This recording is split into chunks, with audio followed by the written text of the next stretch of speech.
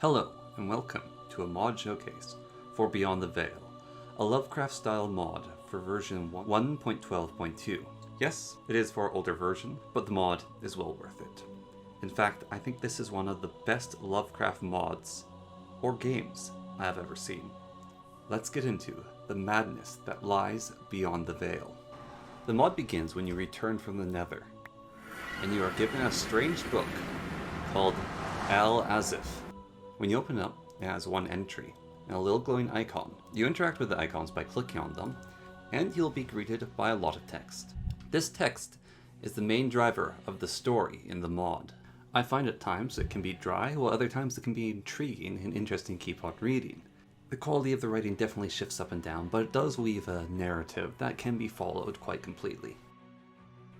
The last trip I took to the Nether left me with a bizarre feeling, that of plunging down through stone and bedrock, God knows how far into another realm. Truly a bizarre feeling, one that felt weirdly nostalgic.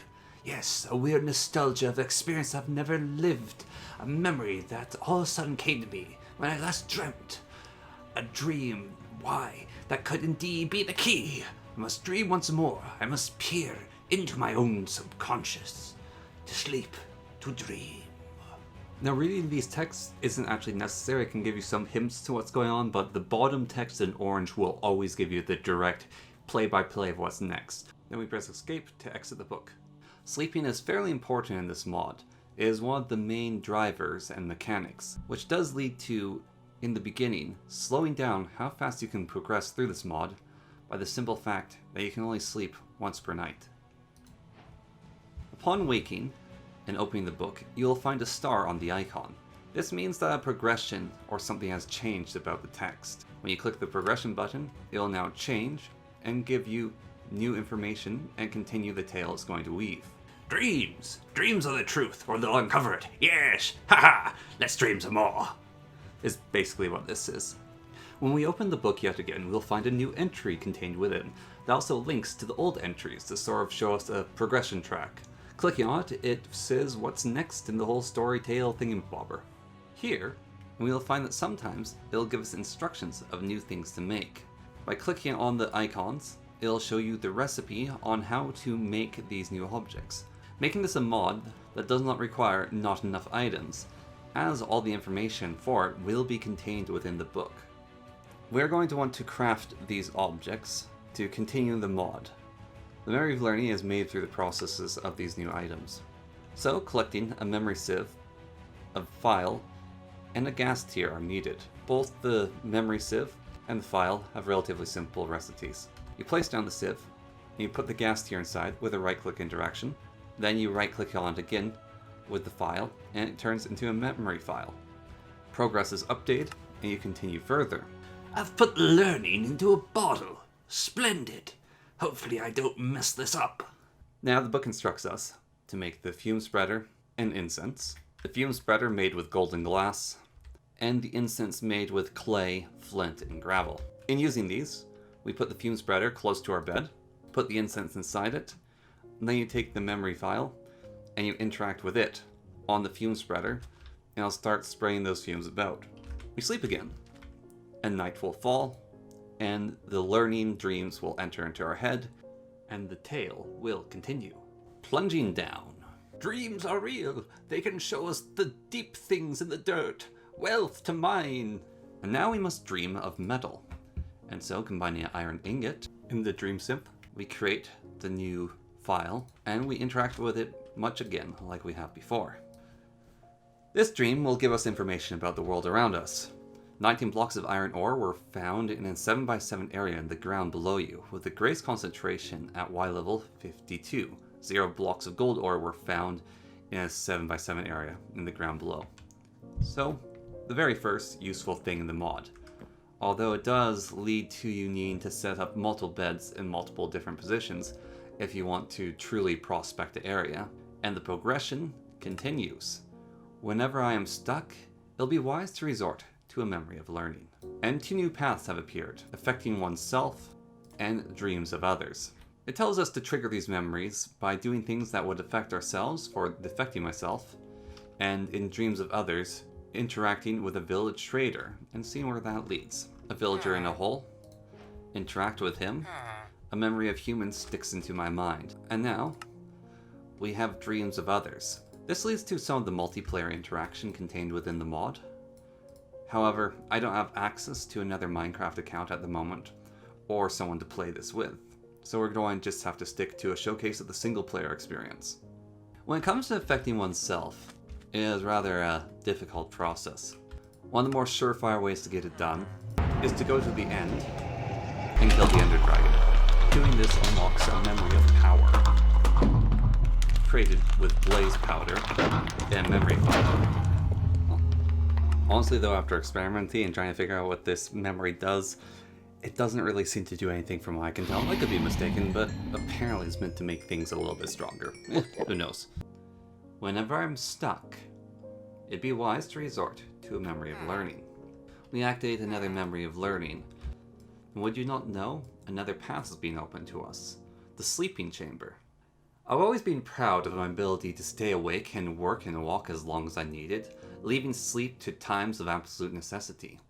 But first I need a greater crafting station than the one I have, one that can create more complex things. This is done through creating the gear bench. You need to make gears, sticks and gold, and then you combine them with oak wood, and this will create the gear bench. The gear bench has a bigger crafting area. Unfortunately, Beyond the Veil does not integrate with not enough items, and I can't just input a sleeping chamber into the gearbox. Also, cheating one in simply isn't enough to continue the progression of the book. I actually need to craft it, so I have to refer to the book to get this information, which is gears in the center, gold in the corners, and oak wood on all sides. But on making the chamber, it will give us the star indicating that there is progression to be made. Sleeping chamber works like a bed, but you open up, you step inside, you close the door, and it lets you fall asleep during the day. And if you have the fume spreader activated, it allows you to also dream once between every sleep you do at night. Also, when you dream of yet more learning, as we did there, it'll give us knowledge of the advanced sleeping chamber. However, that is not what we are looking to now, as dreams of the void are now available to us. With a new memory springing to mind, the void and black, so I may reach it myself. And that just comes from adding obsidian to our memory sieve. Then, we go ahead and sleep, and progression is made. The need for learning, the need for further truth is required as the tale continues. Now we are connecting the unknown. In this entry, we must make a memory file of Eldritch, which comes from an Eye of Ender. So we grab that, and we produce a memory fill of Eldritch.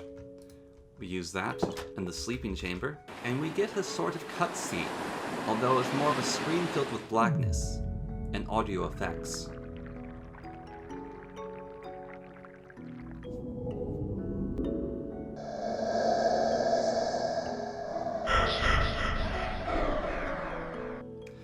After the interlude, a memory of stillness sticks to my mind, and I have not forgot. The memory will be found in the book. As most things are with this mod. Star, continue, progression. Gracious gods, don't let my mind crumble as I write this. A voice that came from the ocean. Merciful gods, have mercy upon me. Don't let me drown. And 2 new entries have opened, but first let's turn back our mind to the advanced sleeping chamber. This is a rather complicated construct, requiring diamonds in all the corners, wood along all the sides, water, and the sleeping chamber that we had earlier. Again, I am annoyed by the lack of support for being able to interact with this crafting table and have these recipes come to hand. What is nice, though, is you can leave things in the table, and they'll stay consistent. Also, the recipe is kind enough to leave us with our buckets, only consuming the water. With the advanced sleeping chamber down, it will now update it in our book, and this is the key to continuing dreaming. It lets us sleep twice per day instead of just once. Continuing onwards, we have Finding Strongholds, which is the Eldritch Dream has a correlation with the end in the closeness to the void. So if we just dream of the Eldritch, it'll just give us the location of a stronghold, which makes it way easier to find than chasing an Eye of Ender, and it only costs you 1 Eye of Ender instead of having to use several as they break and go along. In the actual main story, we go to Dreams of the Dark. Before entering the ocean, I could feel the sand beneath me. Now we need to find a Void Biome, which is where fishermen live. To do this, we get coal to make a Dream of Darkness. A Dream of Darkness sounds pretty sinister to me, and in a way it is, as is leading us down the path of depravity and no return, and possibly, given the location of a Voided Biome, 327 and 312. Then we'll teleport ourselves to the Void Biome. Void Biomes are kind of these icky, spreading out biomes that have sand and water. And hopefully, it will direct you to one that actually has the proper hamlet in it. Unfortunately, in the configuration, sometimes that is not the case. You actually don't get the villagers, which is really annoying. So now we have to go to a new faraway location from the current Void Biome to look for the next nearest one, because that's what the dream does. This time we seem to be in luck, as we have found the hamlet, which is what we are looking for. Now we can go take a look at the fishing village. I like these. They're alternative sort of eldritch horror vibe, biome, village of sad villagers. They let out heartfelt sighs instead of inquisitive hums. And they don't really like you. They tell you to sod off, which is kind of endearing. They also have sad little faces, grayed out clothing, and their hamlet is made of this miserable damp wood. And they've got these weird damp canopy roofs, as well as different constructs to normal villagers, as we can see over here. And they seem to have, well, this little idol, which may resemble someone you recognize. Upon finding the biome, our book will progress. The fisherman's hamlet gives us the truth. So we have to locate the fishing hamlet, which we have done. And now we have to talk to the guy who sees the most, which is the Lighthouse Keeper. Lighthouses are pinnacle in Lovecraftian stories, and so is a good place, I think, to go for knowledge and seeking. You enter into the Lighthouse Keeper's house, and you go up into the lighthouse. It's a good design. I could see it being a little more round, but it's good enough.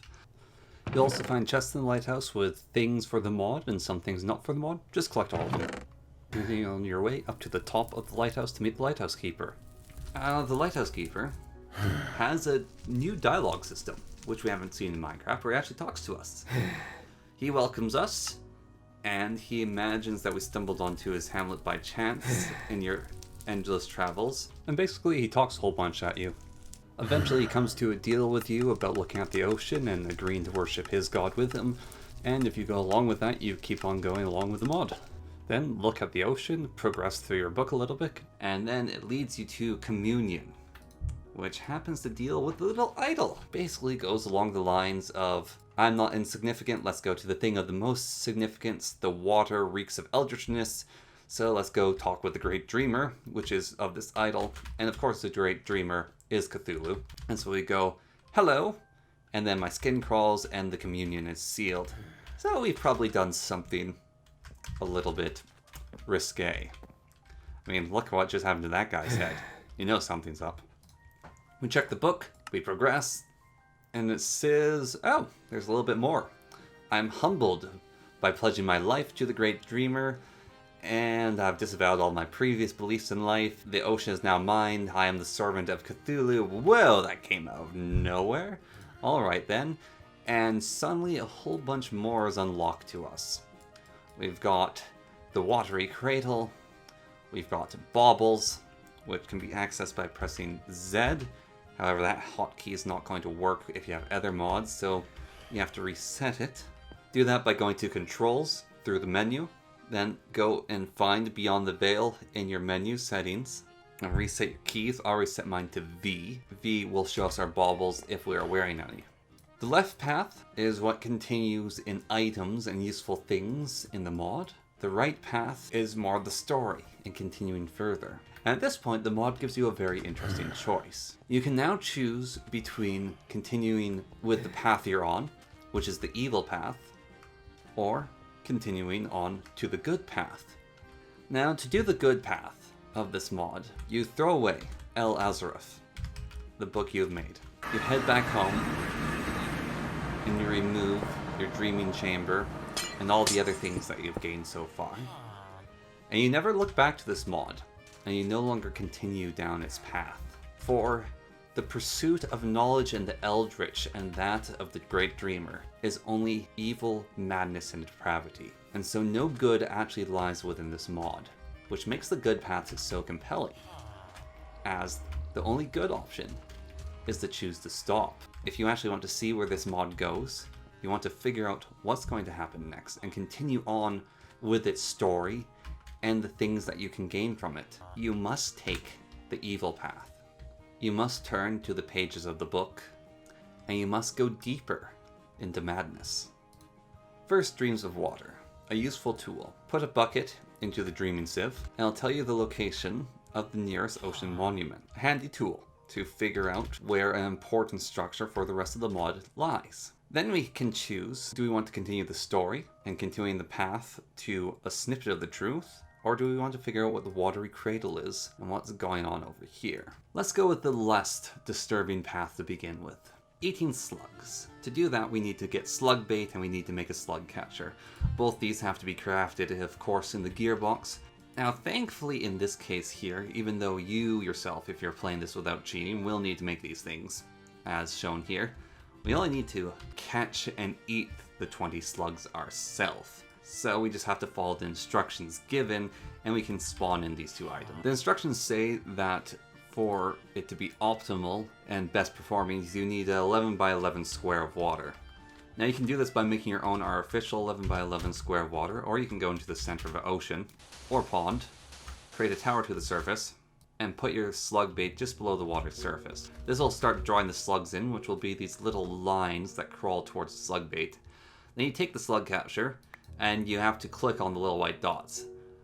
Or you can hold down right click, and whenever you see them, it'll automatically catch the slugs for you, throwing them into your inventory. So you actually don't have to individually click on them and give yourself repetitive strain disorder. Just hold down the right click, slowly rotate around, and you'll grab the slugs, and it's kind of a fun little mini game of slug catching. Then get yourself the 20 slugs, and enjoy yourself a little snack. Now, slugs are poisonous and cause nausea, so they're a little annoying to eat. Once we've downed our 20 slugs, we then go and interact with the idol, say hello, right click on it, and it gives you some things, rattles you, makes you spooked, no visual effects. Also, you may notice at this point that when you talk with the fishermen, they have new positive interactions with you, although they're still mostly nitwits. There's a few guys that will trade with you, but most of them don't. And look at that. New entry in the books. Slugs got itself a star. Progress. And now we get some more certainty. We hear the Great Dreamer's call. There's a new way of life. Once I interact with the idol again, we'll see more things. Now, once you've done all that, you need to go talk with the Hamlet's Carpenter. They are fairly common. You just find them inside the carpentry house, which will be a house with 2 stories, but not connected to a lighthouse. So here we are, found a carpenter. So you can talk with him, go through all the stuff, and then you can do trading and buying from him as a hamlet dweller. So we'll buy a canoe off him, and then that continues gifts from the deep. Now we have to set sail in the ocean with a canoe, and then we commune after it lets us know when we should commune. So we'll go to the nearest body of water, plop it down, and start boating. And we'll find that unfortunately nothing's happening as we're not actually in the ocean biome, which I think is required for this to work. Oh, there we go. This, I guess, is enough of an ocean biome for us, so we'll just boat around here in circles, and fish will jump into our boat, and we just keep doing that until we get enough fish. And now we've got enough fish, we can go talk with the idol in the village again and commune. First we need to eke out a slug, then commune. So, in the slug now, you will find only causes nauseous and no poison, which is a little bit better. They're actually slightly more edible, we enjoy them. As the villagers said, you'll enjoy them soon, which is a little bit ominous, don't you think? They just slip right down your throat. Yummy. More slugs need to be eaten, okay. But once you've eaten about an additional 15 more slugs, you'll be able to communicate with the idol again, and it will strengthen your connection. The book continues.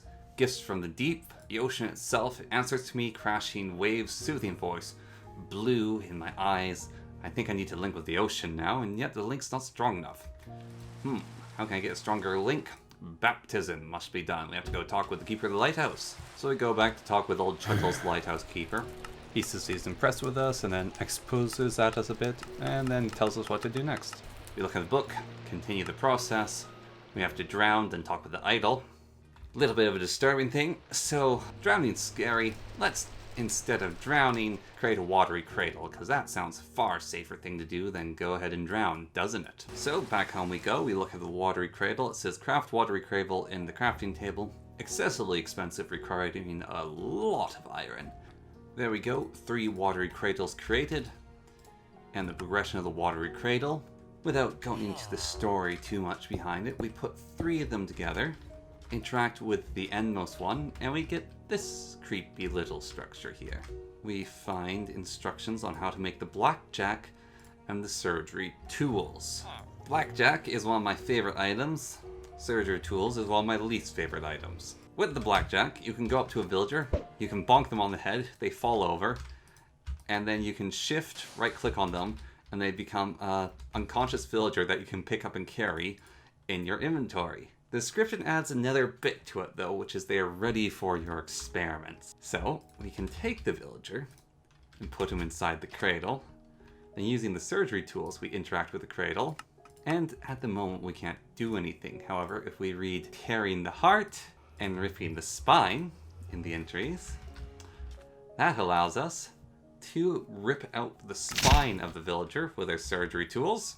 Making so they have a, well, the description says, a villager lacking a dorsal spine. He'll never get up again. All he can do is crawl, and now we can just pick him up whenever we like. And also, we can take a villager, and we can rend the heart. Gives us a heart from a villager. And, well, if you don't have a heart, you're going to die really fast.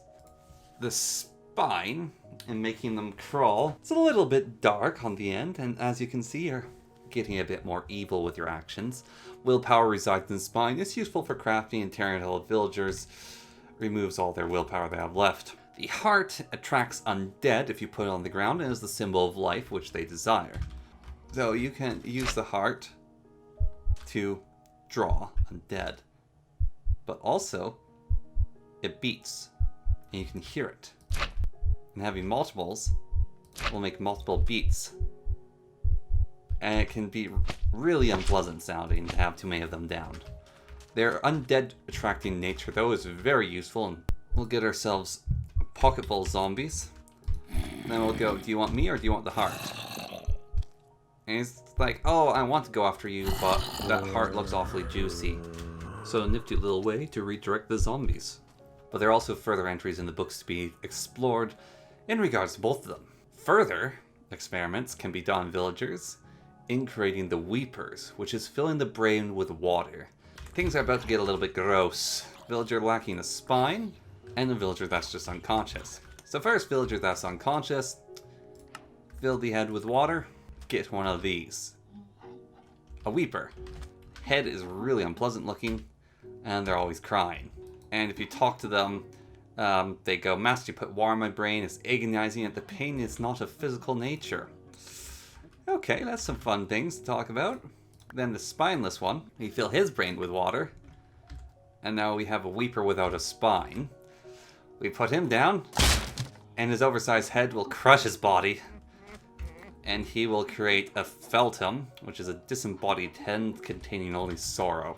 And they're both really gross. Anyways, their whispering weeps are going to continue forever, so I'd recommend not having them near your bed or any place you're doing things. And the progression of the Weeper continues, and the crafting of the Lacklamori, which is made with clay and buckets. Why are we going to make it? Well, because the mod tells us to, obviously. Why do anything this mod but to follow the list of things along the way? Lacklamori made? What does it do? Well, they have to do something with those tears, otherwise they're going to be wasted. So, we pick up our Feltum, we put down the Lacklamori, and we shift right click the thing onto the Lorthorn, and his tears will start to fill it. Yummy. Now, when you want to fill up their dreams of a bucket, they have to be a distance away. So these guys being all together down here is not going to work. We're going to pick up that gross one. We're going to club one of them, put it down, put the Weeper in with his mortuary. We don't want them escaping. They're both bound. One of them can walk around, the other can't. You should have some of both of them, and you should, well, be getting some tears in buckets at this point. The hearts and the spines are also resources you can use to craft stuff. So we can make a bone tiara, which can be put into our bubble slot for the crown. Then we can activate it, and then we can use this active power by pressing V if it happens to have one after activating and choosing the active one. Bone tiara makes it so we no longer feel terror. We do not break or run away. Not yet, anyways. Ignore my knee crashing into the bottom of my desk. Oh, I'm in excruciating pain. And then there is the bleeding belt. This makes it so when we have the passive effect enabled, which we do right now. See if we can turn it on, turn that off, so passive on. Instead of taking damage, it will use up our hunger. And probably in some situations that's much preferable. If you have, let's say, the golden apple from Britannia, plus the red belt, it will basically make you invincible, as the golden apple, I think, always keeps your hunger filled up to the max. And so you're never going to be taking damage, instead you're going to be taking hunger damage. So certain combinations will definitely be very strong. Or, instead of wearing that item, you can combine it with the tiara and create the Crown of Thorns, which requires hearts, thorns, and the bones and all that lovely gross things in it. And the Crown of Thorns acts as a way to stop your death. So, if you were to take lethal damage by, let's say, falling from a very tall height, the hat will stop it for you. However, it will deal the damage that you're about to take in a couple of seconds, so you better have a plan to heal yourself or regen in some way, as you're about to get hit by all that damage. And of course, if you're at max health, you're not going to be able to heal yourself whatsoever from that damage, so your death will only be delayed. So it's kind of an irony that actually, while wearing the Crown of Thorns, you probably want to have a way to hurt yourself quickly, or rather be a little bit hurt before you ever suffer damage from it. A few other things can be made as well, such as the Ring of Resolution. And what this ring does is it lets you see invisible things. So, cow's invisible. Now we put on the ring, cow no longer invisible. It also has active power, which is if you turn it on to active, and then while it's in the active selective slot, you tap V, that will use the active power, and then it will remove invisibility from all creatures in the area, making them visible to the whole world for you. And that's basically what it says here. Or you can combine this ring with the bleeding belt to create the Blood Convent. So what the ring lets you do is, while you're submerged in water, it will, for a few brief moments, let you see all other players who, like you, are wearing the ring and are waterborne. When looking at one of them, activating the ring will let you travel to them. So if there's other players around, then you could teleport to them with this ring. But to us, it is basically worthless. Of course, going through some of these will unlock new revelations for us, like the Dream Focus. The Dream Focus is basically an item transportation device. It's a little bit odd. There's better item transportation devices, but it's still kind of cool. How it basically operates is you right-click on it, and it gives you a path to go through. Then you attach a chest to it, and the chest will go along the path that you went through. So you put the chest at the little side, then you shift right-click on it, I think, and you fly along. You can shift out of it or let it run. Then you put a feltum on top of it. Weird device thing will fire out the items along the path to their destination. There's also a version of this device which, if you put the feltum underneath it instead of on top of it, you can transport villagers around with it. And so it's a way to transport villagers for automating processes with villagers and villager breeding farms and doing automated surgery and other strange things. And it follows basically the same process, besides you want to have the feltum underneath it and leave the top free. And then it will grab up villagers and fling them about on whatever path you set.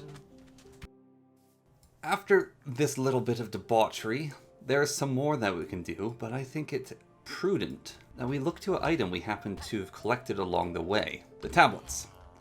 Tablets are mostly story-driven. They give you a few hints. Anyways, you can look at the tablets.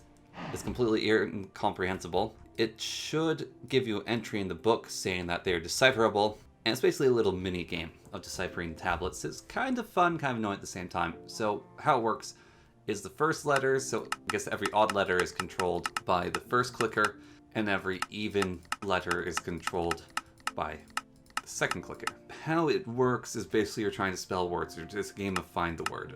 And the best way to do that is find the 2-letter words and then cycle through them. So if doesn't work, let's see, in doesn't work, is. Okay, there we go. There is nothing but the void, and yada yada yada. Infinite blackness gives us a little story, and it's an ancient stone tablet. This one's been deciphered. When you find the next tablet, I'll have a new puzzle for you to figure out. Do the same thing as before, rinse and repeat, boom, you got it done. And once you've translated them all, it'll slowly cycle them through an actual proper poem, and it gives you hints and stories and tells the tale of caution of what's going to happen. Back to the main story, baptism. So with baptism, we have to dig ourselves a hole, so 1 by 1, 5 deep. Each level must be filled with still water. So you put it at every single level going up. Then, as to the instructions of baptism, sink to the bottom of the still water, and before you drown, eat a slug. And then you'll have regen and fatigue, and you'll start drowning. And then you get this whole dream sequence where you interact with the greater dreamer or the gods or whatever it is, and you slowly go through it and communicate and slowly reveal that you are nothing and you're now part of the great dreamer's servants. And then suddenly, you can breathe underwater, you have night vision, and being in water regens you, but on top of that, eating slugs now is actually really good food, and also gives you regen. And so you've been baptized and reborn in the water. Now we have to go talk with Mr. Idleman. And we talk with the idol. I shed a tear, new knowledge was granted, agonizing truth. Baptism, progression, born from water, all things must return to water. Yada yada yada, I'm a worthless wretch. Only Cthulhu is the good big daddy I need in my life. Wait and hope. Must wait for a sign. But what is there if I go for it? I must wait for a sign. There's nothing I can do by myself. Nothing. So, now, it's a little sucky. Maybe we should go home and learn some stuff.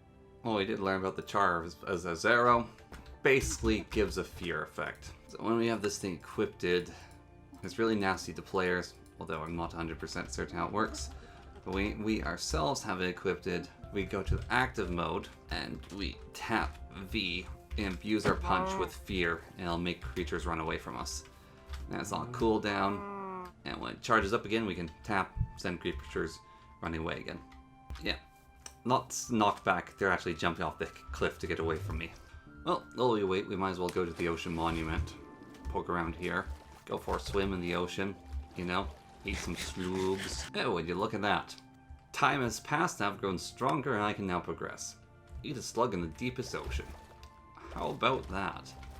Well, I believe this is a deep ocean here. Oh look, while we're underwater, a Dagon came to defend us, or a deep one, alliance. So yes, basically you go in the water, get attacked by something, or go on the land, get attacked by something, and a friend will come along to help you. As you saw over there, that weird green guy. He appeared for a brief moment, that's what it talks about. So now we go in the water, we eat slug, we're in the deep ocean, and we commune with Dagon, which sends us to a weird place to talk with not Cthulhu, but actually Dagon, who talked to us before. And we were like, oh, it was Cthulhu, but in fact it's not the great demon, it is Dagon, just his great servant. No alliance, you will serve me. I am the god, fishy, official fish. Then he gives you some gold blocks to go deliver to his boys. Have a gold blocks, and I go, yo, villager boys. Have a gold block. You as well. And oh, you're an engineer. You got the dark clothing. There you go. You did all that. Jolly good. Bring the gold to the dwellers. Then commune. Hello. Then we can press R, and we can summon deep ones. These weird looking fellows over here. Look a little bit out of place. But in Minecraft, that's probably what a deep one would look like. Anyways, now we have to make a dream bottle to progress. So, the dream bottle, diamonds, clay, quartz. And this dream bottle has multiple purposes. It can be a nice storage place for your dreams, or tears, should I say, so it can store the tiers inside it that can be used to transport them, and it counts as 4 buckets. And you can also, by right-clicking, put memory files into it and do multiple dreams at once, each one taking 1,000 milliliters of dreams, and so you can combine them, mix and match them as you would please. And you will need to use this in the future. Also, it is very important because if you're stuck at a certain point, it is a way for you to dream without needing a bed or one of these cabinets. And you may find, hey, maybe I want to dream in the end or the nether. Well, these let you do that because beds and the dreaming cabinets don't work there. Right then, we have this made, and now it tells us to dream of a shrine, so we have to make a pathway sigil. And we'll get to the pathway sigil, but first metamorphosis. Eat a slug in the deepest ocean. We eat our slug, and we'll get another vision, and another dream, and another communion with Dagon. And here we get a more advanced power to come. So, finding and killing Endless Guardians, we can be underwater. Still a difficult task, but we'll make it happen pretty fast. Without much effort, we have to commune again. Go fondle the tentacles of the Elder Statue. And oh my goodness, we have been turned into a deep one. And we're really fast, we jump quite high, and we hit quite hard. Also, we move very fast in water. It actually gives us a little speed boost. Just look at us go, woo! And if you happen to hold down if you happen to tap V, then you scream, and your mouth splits into pieces, and you spook everything away from you, so they'll be forced to run away while they're spooked. Blarg! And now they have to run away from us. And this will work on players too. It forces them away, unless they're wearing the bone tiara. And also, our health is increased, and we can transform back freely as we wish. And then a very disturbing bit of text appears, which is, to whoever is unfortunate enough to come in possession of these writings, stop reading for a moment. Look at your skin. Take a second to admire it. Your own beautiful, candid skin. Now imagine it. Imagine it turning blue, slowly losing its color. Imagine seeing it crack and break like dried stone. Imagine seeing it replaced by hard blued scales, surrounded by greenish mucus, slime, sticky, smelly. This horror is none other than yourself. Your head thrown forwards, your jaw opens 3 ways, your spine bursting into a dorsal fin. I've always held myself somewhat contempt of my insecurities, my failures, my flaws. This new shape is a blessing. I am remade in the shape of God, or at least his archpriest, Dagon. I am perfect, a wonderful horror. In my love and my hatred for this form, I say is one of power. I acquire this great strength and resistance to harm, especially underwater. I, however, also lose the ability to wear armor and to wield any item other than a handful of marine ones, such as slugs and fish.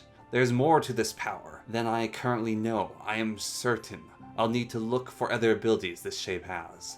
I thank you, Dagon, for now I am deep. The story kind of runs between a moment of self-realization and horror, and then the full embracing of it and letting yourself be one with the deep ones. It's quite disturbing.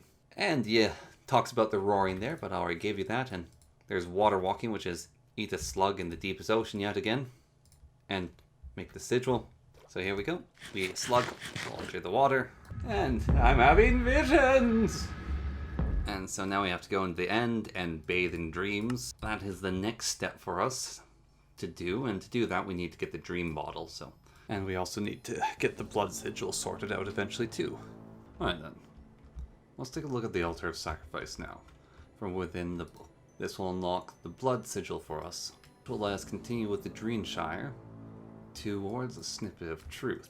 So first with altar sacrifice, we want to build the sacrificial altar core, which will allow us to sacrifice hearts and various things for profit or power, as you would, as this is what this mod has become. Far less the exploration of knowledge and far more towards the gaining of ability beyond what immortals should have. Sacrificial altar core. Created prismarine shards, dark prismarine, heart, gold, and diamond. Very own Pokemon generations. Of course, the core will not be good enough, because we're also going to need to make the multi-block structure. Not too difficult in multi-block structure though. Uses some of the blocks we had earlier. At the core of it is the core. Then surround that with darkness. And surround that with the prismarine bricks. And to top it all off, put a heart on each corner. Then you can right click on the center of the altar and it'll tell you it's built correctly, which is a feature I really like. It actually informing you that you've done it correctly. It's a good one. And now we can make a blood sigil for the blood sigil pathway. Now these sacrifices are a little grim. How they work, you get the item that it says the sacrifice needs, so this one's a compass.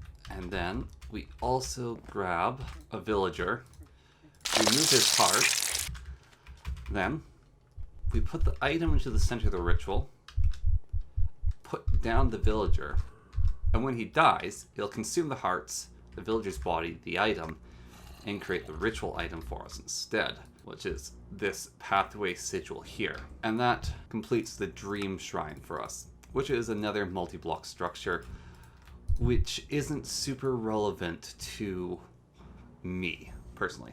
Basically lets you choose the location of where dreams are instead of next to your bed, so you can use that for the prospecting. But there's some more interesting things we can achieve with this blood magic. So there's also player sigil.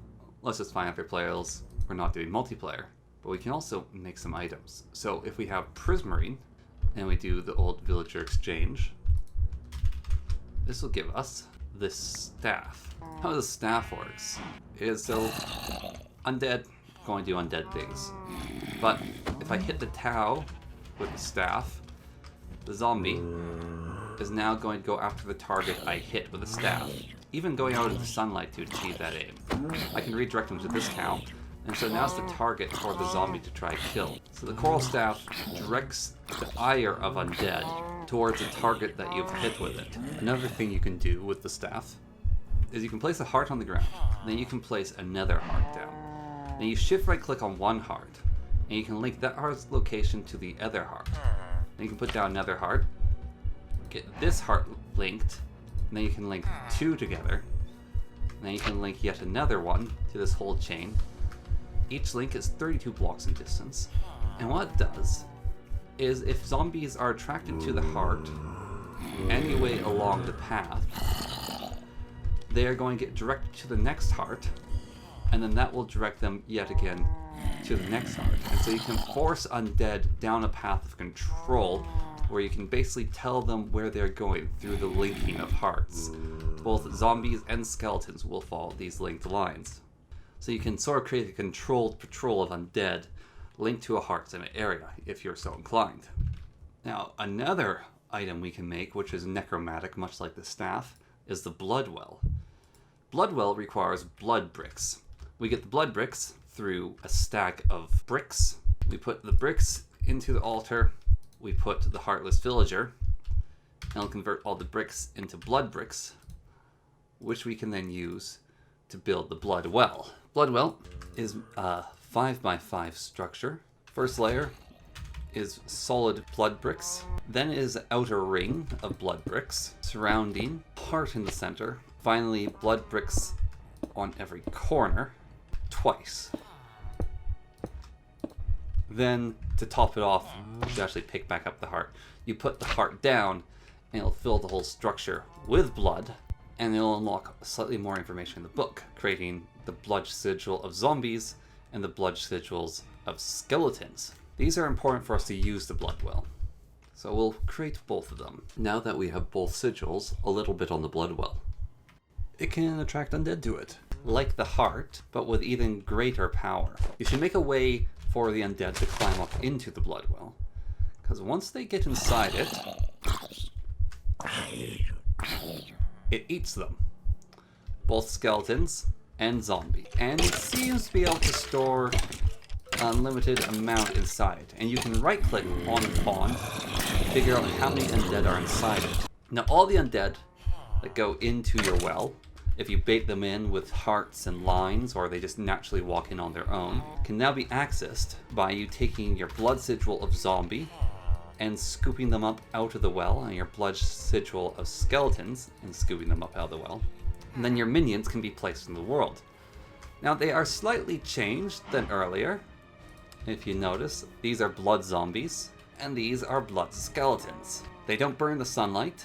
They don't really do all that much. You can put them back into their respective sigils, but if you have them about with you, whenever you attack a creature, if they are near enough to it, they will do their utmost to kill it.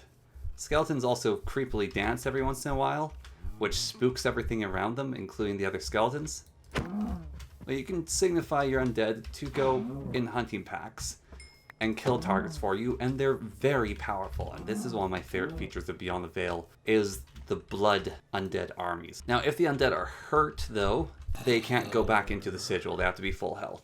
But that is the undead army of Beyond the Veil, and I like them a lot. They are probably my favorite part of this mod.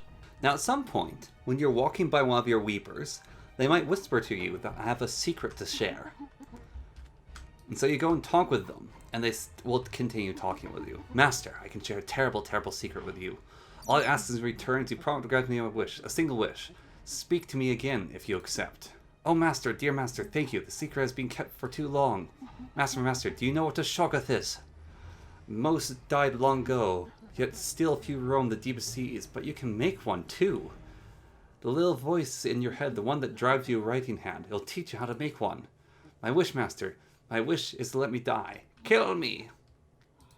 Please, I beg of you, kill me! Kill me! Kill me! Kill me! Kill me! Kill me! Please, Master, kill me! Now, you can choose to kill them. However, if you don't, then they turn into this unholy nightmare, which will try to hunt you down and kill you in return. Best deal with your own mistakes, as nothing can be done with these things but death. Also, you can now learn how to make Shoggoths. But before Shoggoths, we should complete the water walking, which is bathe in the end and dream. And so we have to dream of darkness, eldritch, learning in the void.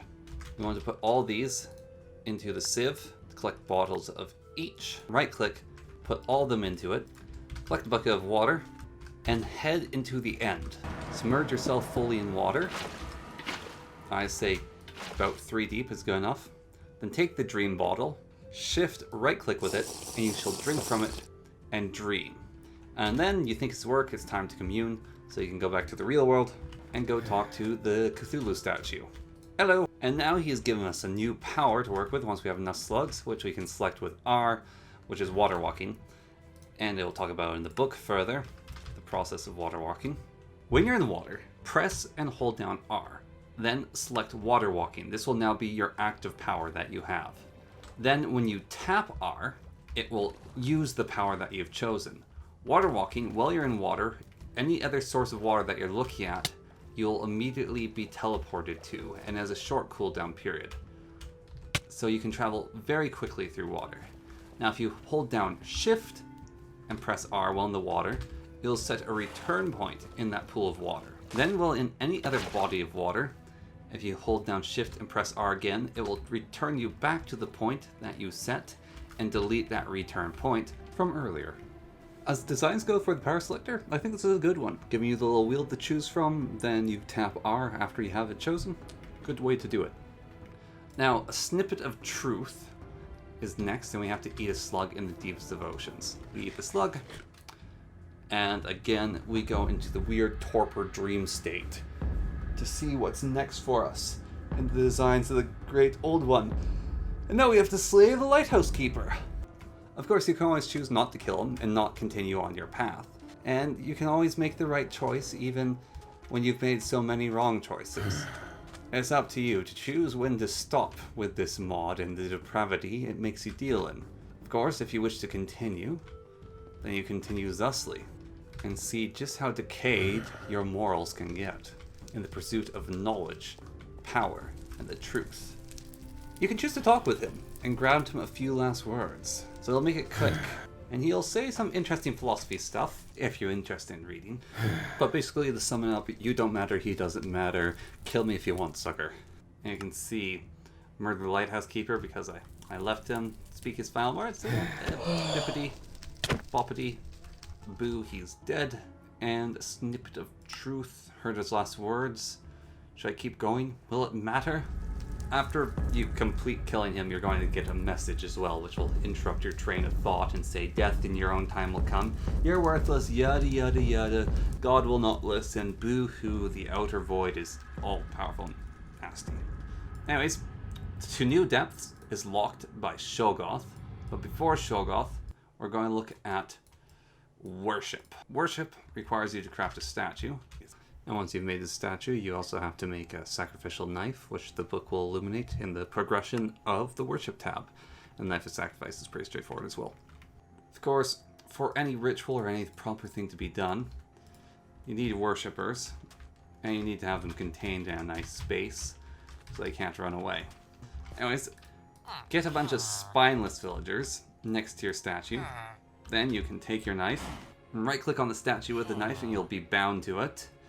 And it makes an unbreakable bond. And it gives you the banishment of worship, which is, you can feel their prayers, must be what it feels like to be God. And you can make a statue of sacrifice, which gives you powers for making it. You can make a statue of penance for making it. And so both those give you different powers and different boons. I'll leave you, though, to discover how those ones work. Anyways, so now that we have worshippers of our own, we can look into making the Shoggoth. And Shoggoth requires a 3x3 cube of tears, which is very annoying to make. However, we don't actually need to make the Shoggoth to continue to new depths, we just have to know of its knowledge. But we're going to make one anyways, as Shoggoth are cool. And so you're going to drill yourself a hole, and then you will go down, leaving nib in the middle. You'll need lots of buckets of tears, which will take you a little bit of time to get, or you can do this in creative mode. So next, you fill every single square with tears, because none of it can be running. And then you go to the next level and fill all those squares with tears, and make sure none of it's running. And then you fill the very top with tears.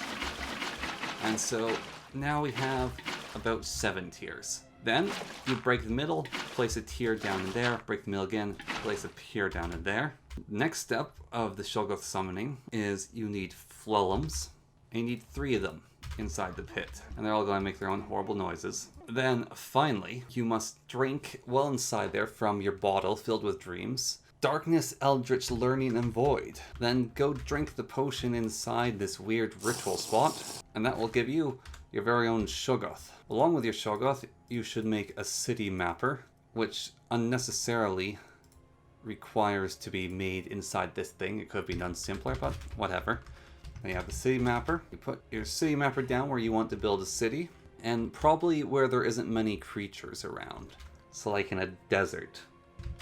But once you've found your spot, or just decide to put it near your base and embrace the fact that everything's going to die, you put down the city planner. It'll load in the area. It's going to take you a few moments. Then you can look inside it, and it will have the whole area mapped out. It has a bunch of buildings you can select from. You put the buildings down. They can't overlap in any way, shape, or form. You can make walls and paths. A little annoyingly is the roads can't actually connect together because of like the way that the pixels work just doesn't want to happen, which seems like an oversight, so you have to build the in-between. Then you go save map, create map, and it'll create a Shoggoth map for you. Then you put down your Shoggoth, and you get this abomination. It'll murder any living thing it sees, if it notices them,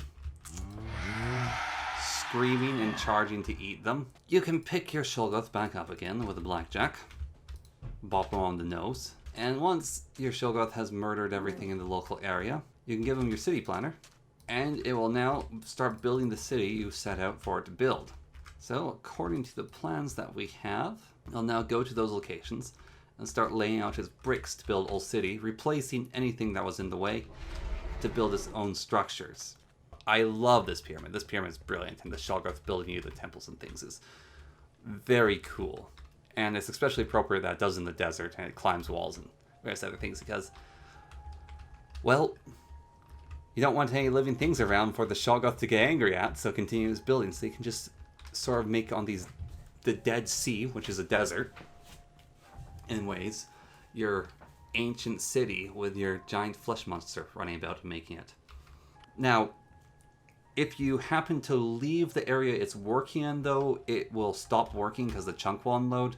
And if you log in and log out, it'll stop working. So you have to stick around until they're done building. And they build fairly quickly, so it's not too much of a price to pay if you want to do building with them. But finally, we can go to new depths. We must keep going. Breach until we... Wait, who's we? Read that little bit, it's fun. Black mirror. Same, basically have to make a black mirror to talk with my other self. Although it says do not make the black mirror, which is like, ho, don't make it. Of course you're going to make it. It's the next part in the mod. Gloss around the outside, obsidian in the center. And we have the black mirror made. Now, use the black mirror. And we go, is anyone there? There's no answer. Is anyone there? There is still no answer. You should stop inquiring. What do you mean, you? ... Continue. Something's hiding here, inside of me. Who are you? What are you doing in my mind? You wouldn't understand.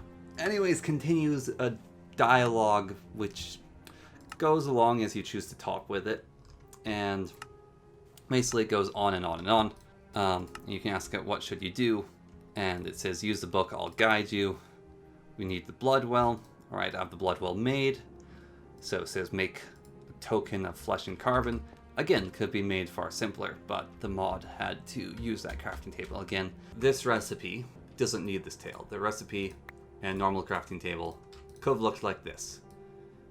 However, because it's a mod making thing, it has to be made in the mod makings. So the token of carbon and flesh is made. Then we can say, okay, let's proceed. Also, we have to read the book about the Archon. Instead of, we have the token, we should be able to just go now that we have the token. But then we have to go, I'm here, talk to him, confirm that we're going to go there. I'm ready. And so it teleports us. When you go to Archon, you're going to want a whole bunch of torches. Lots and lots of torches. It's very dark. Anyways, you're in this weird red room when you first teleport to under the sea. Basically, the deep ocean is where you're going. The deep ocean of the Dreamer's Abyss. And you're going to go down the staircase, boop, boop, boop, into this room here. This red pool is your way back to the overworld.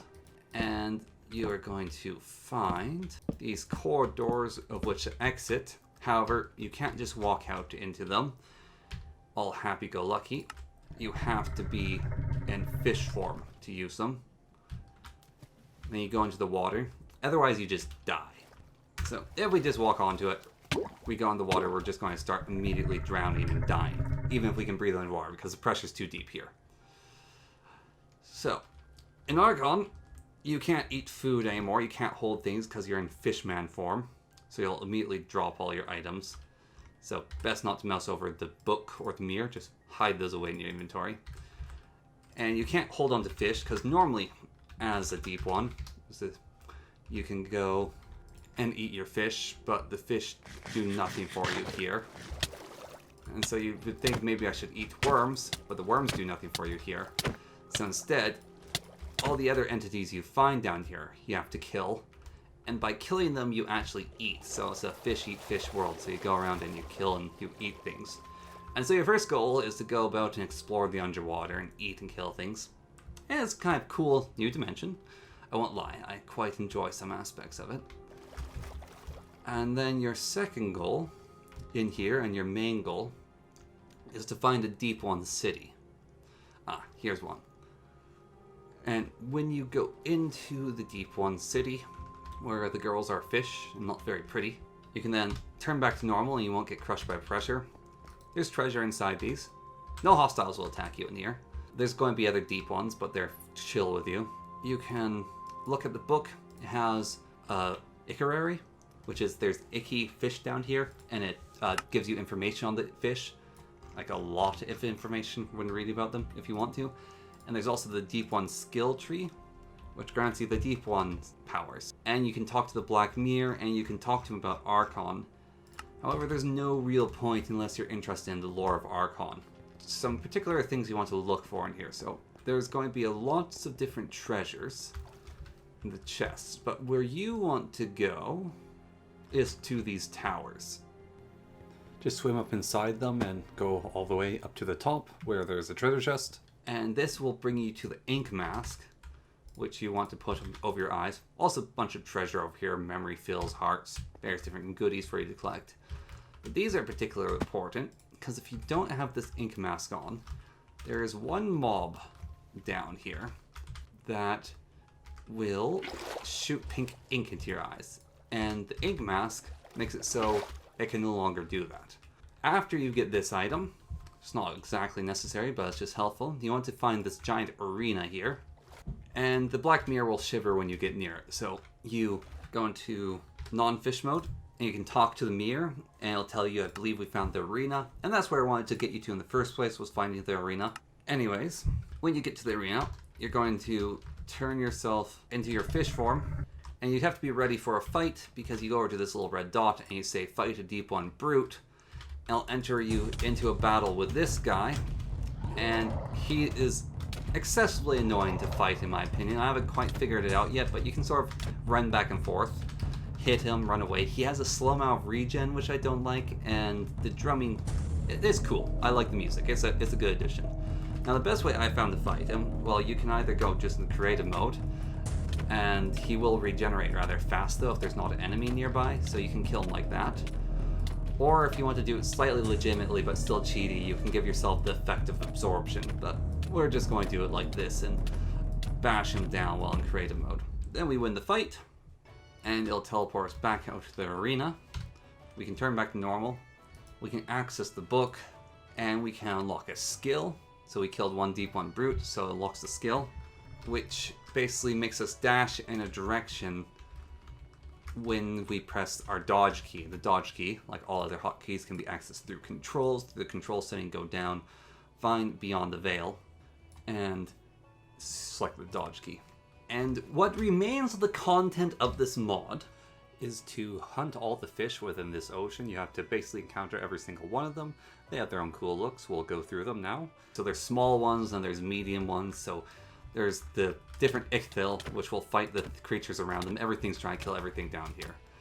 So we want to basically get all these monsters into our entry. So every single creature that lives down here, of medium and large, we want to get into our fish entry. And we'll slowly get more powerful to do it. And so there's the large ones, like this thing that hides underneath here, reaches up to grab you. They're all nasty and sneaky. Evil lobsters with lures on their backs. Dreadfish. Piranhas. I think these might actually be small and not medium. So we got the stupid fish. We got dreadfish. Mermelin, which is like a long, weird eel creature. Man of War. Giant weirdo with a hammerhead, who he punches things with it, swings around and bites. Lots of health, very powerful big monsters, so take a lot of effort to kill. Much like the crab. Cool design. I like the design of a lot of these big fish. We'll go and explore them more in depth once we get to that point. Jellyfish spawns little jellies, the Man of War, and they go and attack you. That's also interesting. And there are a few other fish, but really we just don't have time to go over them, and I think exploring for yourself can be an interesting enough process as well. But once you've explored and killed every single type of fish, you have that sorted out and you can proceed to just fighting the remaining bosses, and once you've done that, that's about it. So let's talk a little bit about these bosses. So we have to go through 3 more fights with the brutes, and then we have to go through 3 fights with a different boss.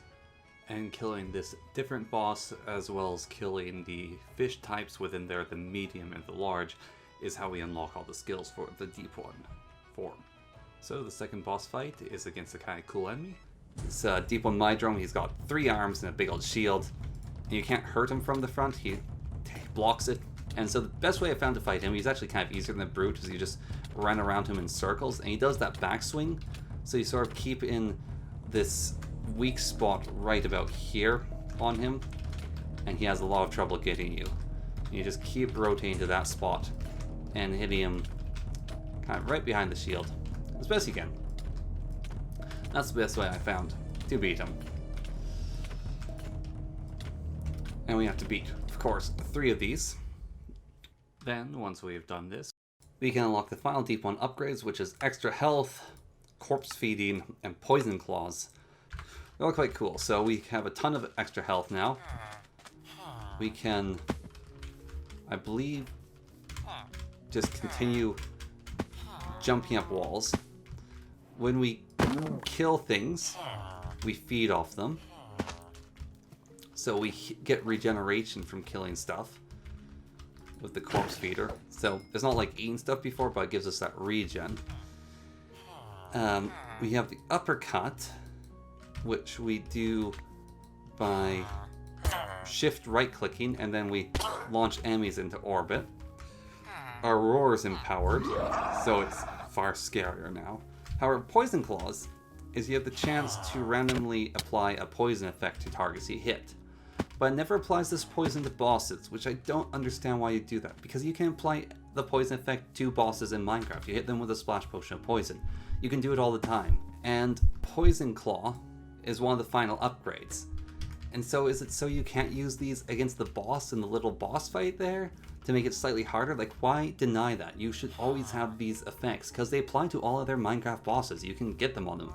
Now, some will have immunities, but that's up to the individual bosses. But denying the poison effect to all bosses in your passive claw attack is stupid. I've never liked denying effects because it's a boss monster, because bosses are things you're going to fight in the game, and you want all of your tools to be useful against the bosses, even if they're weaker, or the boss is more powerful, or has some sort of resilience. You want to be able to use all your tools against the bosses, otherwise it's bad game design. It straight up is. You're denying resources because it's a boss, and that is just not the way to do it. Now, there are some extra memories and some other things to be found within the pages of the book. You can do more talking in the Black Mirror. But as far as I am concerned, that is this mod in its entirety, to the extent that is right now.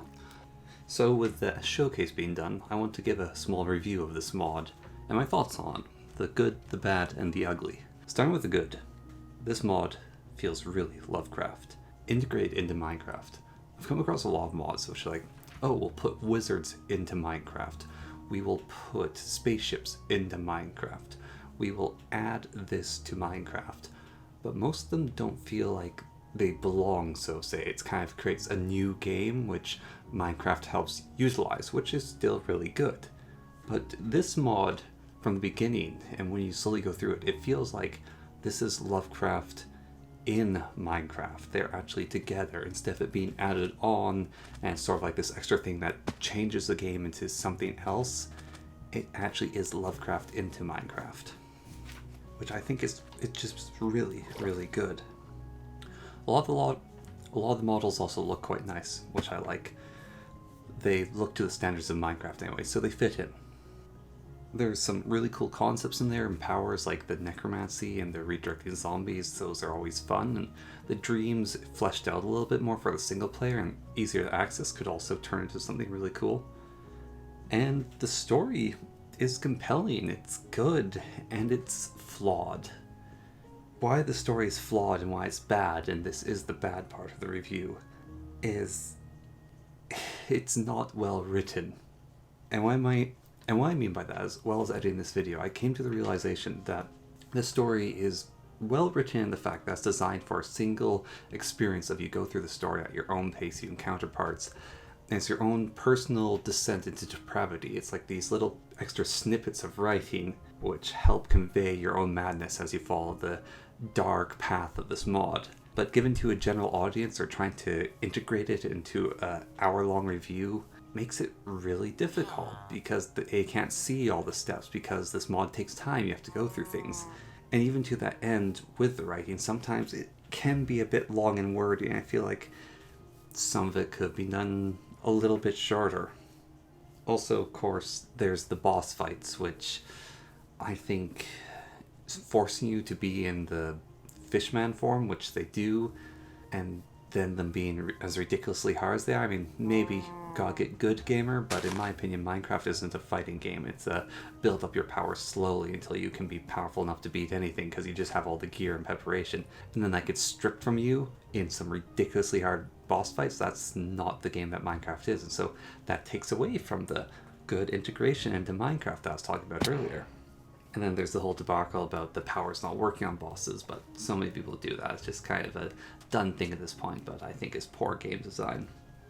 And also the added dimension, while cool, feels a little tacked on. I don't know. It just feels kind of bizarre. And it leads to one of the bigger failings of this mod, the ugly, which is the later half of this mod gets really involved in its own writing. I don't know, maybe that's just my opinion, but it seems to just go on and on, and they have the ick theory, which has to give you every bit of detail of all the added-in creatures they've put in, and there's the talking to the dark mirror, and he goes on and on, just pouring out lore to you. And at times, parts of the writing just goes on and on, and it's so much reading. And in video games, especially like Minecraft, I think the design that the map makers even make, like the random gen and the story of Minecraft, is show not tell.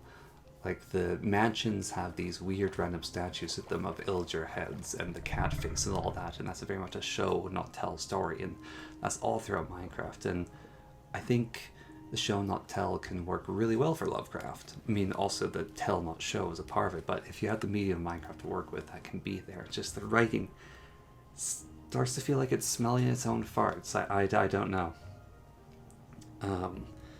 And that crafting table, I know throughout all the editing I was doing, I was getting really, really mad about how irritating it is to have to use this giant crafting table. I can't access the recipes through the JEI. I don't know if that's a 1.12 thing or not, because that's what the mod's based in, but with Astral Sorcery, you do have access to the big crafting table recipes, so it just kind of started to annoy me a little bit, and I think that's just my own personal peeve. I found that, but some parts of the mod just felt irrelevant to me, and I'm not talking about the multiplayer, which I didn't do. It's just certain parts of it just felt like unnecessary tangents.